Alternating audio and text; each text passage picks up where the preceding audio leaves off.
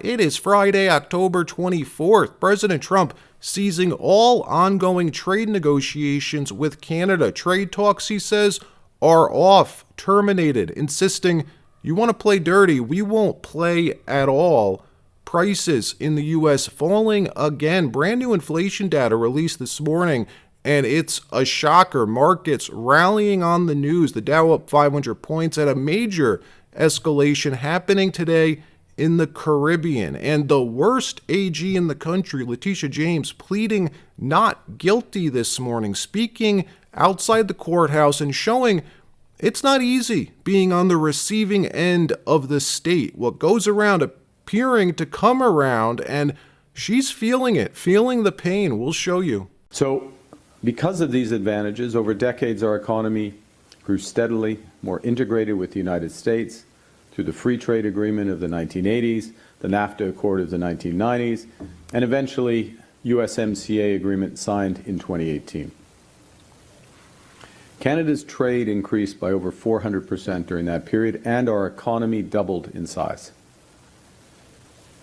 But this process, this decades-long process of an ever closer economic relationship with the United States, is now over.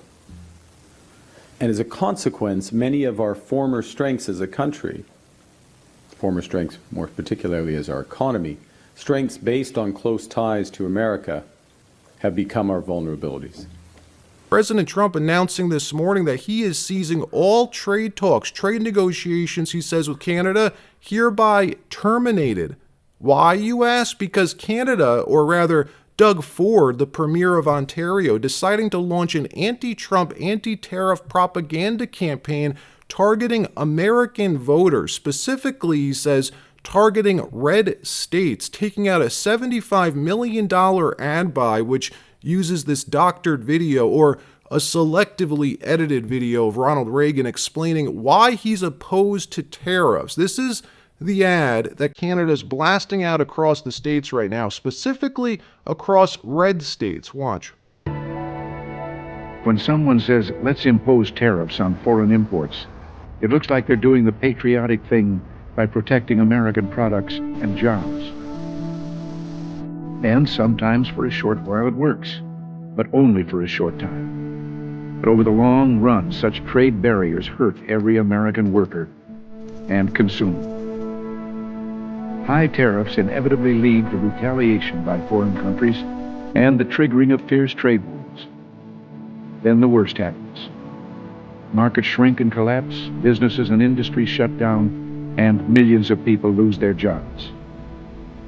Throughout the world, there's a growing realization that the way to prosperity for all nations is rejecting protectionist legislation and promoting fair and free competition. America's jobs and growth are at stake. Now, did Reagan really say that? Are those his words? Well, not exactly. Here's the full clip, the full context of what Reagan said. Watch this. Well, I've never forgotten those jobs, and on trade issues, by and large, we've done well. In certain select cases, like the Japanese semiconductors, we've taken steps to stop unfair practices against American products, but we've still maintained our basic long-term commitment to free trade and economic growth. So, with my meeting with Prime Minister Nakasone and the Venice Economic Summit coming up, it's terribly important not to restrict a president's options in such trade dealings with foreign governments. Unfortunately, some in the Congress are trying to do exactly that. I'll keep you informed on this dangerous legislation because it's just another form of protectionism, and I may need your help to stop it. Remember, America's jobs and growth are at stake. Until next week, thanks for listening, and God bless you. President Reagan was obviously a pro-free trade president, but he always made clear that free trade needed to be fair trade. You can't have zero trade barriers one way from the U.S. and in return get screwed the other way from your trading partners. The exact same mentality that President Trump has. Trump wants free trade. He's told not just Canada this, he's told all of our major trading partners, but it has to be fair. So when we've been allowing, for instance, Canada to export to the U.S. tariff-free for decades, but then in return, Canada charges U.S. dairy farmers 400% to sell cheese inside Canada, that's not fair. That's not reciprocal. Trump posting early this morning, the Ronald Reagan Foundation has just announced that Canada has fraudulently used an advertisement which is fake, featuring Ronald Reagan speaking negatively about tariffs. The ad was for $75 million.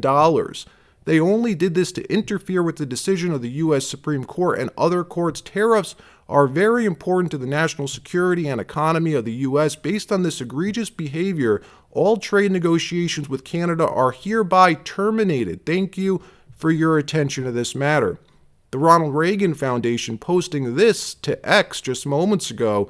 The Ronald Reagan Presidential Foundation learned that the government of Ontario, Canada, created an ad campaign using selective audio and video of President Reagan delivering his radio address to the nation on free and fair trade on April 25, 1987. The ad misrepresents the presidential radio address, and the government of Ontario did not seek nor receive permission to use and edit the remarks. The Ronald Reagan Presidential Foundation is now reviewing its legal options in this matter.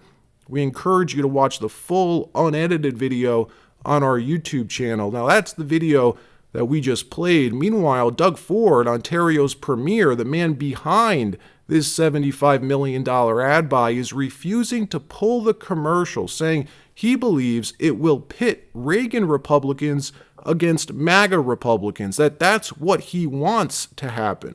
Watch. I heard that the president heard our ad. I'm sure he wasn't too happy, but it's real because it was coming from the best president the country's ever seen, Ronald Reagan. So it's very effective. It's probably one of the best ads I've ever seen, and it's coming from Ronald Reagan's voice, and it's going to be focused on right across the country, but also in Republican-held areas, because what I feel, the Reagan Republicans are going to be fighting with a MAGA group. And let's hope Reagan Republicans. President Trump saying this isn't even about influencing American voters so much as he believes it's intended to influence the U.S. Supreme Court, which is scheduled to hear oral arguments in this massive tariff case called Learning Resources, Inc. versus Trump. That case could have massive implications to U.S. trade policy. It challenges the legality of Trump's 2025 tariffs if he's legally allowed to use the IEEPA to invoke tariffs unilaterally. That's the International Emergency Economic Powers Act. If the president has the legal authority to unilaterally invoke tariffs on other countries, or if Congress is legally required to vote on it. Trump posting again moments ago, writing this: Canada cheated and got caught. They fraudulently took out a big buy in saying that Ronald Reagan did not like tariffs when actually he loved tariffs for our country and its national security. Canada is trying to illegally influence the U.S. Supreme Court in one of the most important rulings in the history of our country. Canada has long cheated on tariffs, charging our farmers as much as 400%. Now they and other countries can't take advantage of the U.S. any longer. Thank you to the Ronald Reagan Foundation for exposing this fraud. Make America great again. This morning, the BLS releasing brand new September CPI inflation data showing inflation has fallen again, unexpectedly falling down to 3% flat. Watch. Here's our late but coming out September read on the Consumer Price Index. Headline number up 0.3, 1/10 cooler than both rearview mirror and what we were expecting. And if we look at the stripping out of food and energy known as core, it comes in also a bit less than expected, up 0.2. We were expecting up 0.3. Our last look was up 0.3. Here's the Moneyball numbers. Year over year, 3%. And even though it's less than the 3.1 we were expecting, it's hotter than 2.9. And after all, it's got a 3 handle. And if we look at CPI year over year ex food and energy, it also comes in at 3%. We're also expecting 3.1, but last look was 3.1, so it cooled a bit. So we're seeing interest rates move down and stocks move up. Markets rallying on this news. The Dow up 500 points, yields falling even further. The 10-year Treasury now under 4%, which means things are about to get much cheaper in this country. The 30-year fixed rate mortgage now dropping to around 6%. And with inflation coming in below estimates, betting markets have the odds of 2 more rate cuts this year. The FOMC meeting next week has the odds at 96% that next week they'll cut again 25 basis points more, and again 92% odds that the FOMC cuts on their December 10th meeting, which is good news if you want to buy a house, refi your mortgage. In another story, the worst AG in the country, Letitia James, pleading not guilty this morning during her arraignment on federal bank fraud charges and making false statements to a financial institution. James pleading not guilty before U.S. District Judge Hamar Walker, stating, "Not guilty, Judge, to both counts." This case being prosecuted in the Eastern District of Virginia, a trial date now set for January 26th, 2026. Letitia James speaking outside the courthouse this morning and not looking too good, appearing a bit disheveled, almost paranoid even, like the weight of being federally prosecuted is too much to bear. Watch. But this is not about me. This is about all of us. And about a justice system which has been weaponized. A justice system which has been used as a tool of revenge. This justice system which has been used as a tool of revenge.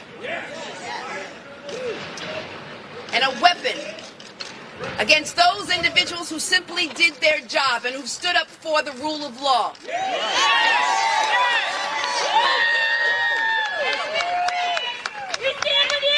Imagine the stress Letitia James is now under. Anytime the state targets you, it is stressful, folks, almost overbearing. Now imagine what Donald Trump went through. 91 total charges, 47 of those charges by Letitia James herself, claiming Trump falsified business records, suing him for hundreds of millions of dollars because she didn't like him politically, having his house raided, Trump fingerprinted, arrested, booked, searching for a crime she did. She was searching for a crime, not investigating allegations of a crime. She was searching for any crime she could charge him with. And somehow Trump never looked disheveled. He's like the one person capable of dealing with that kind of pressure. In comparison, Letitia James facing 2 charges. Trump faced 91. All right, that wraps up this episode. Like, subscribe. We'll see you next time.